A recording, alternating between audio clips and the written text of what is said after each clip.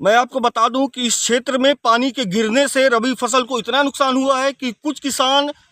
खेत में आके अपने गेहूं को काट रहे हैं, मगर उनको किसी प्रकार से नहीं समझ में आ रहा है फ़ायदा। तो इस किसान का आप खेत पे देखते हैं कि इस का जो कटा हुआ गेहूं है वो ऐसे ही छोड़ दिया है, और गाय इधर देख सकते हैं, गाय इसको खा रही हैं। इससे आप लगा सकते हैं कि जो किसान हैं उनको कितना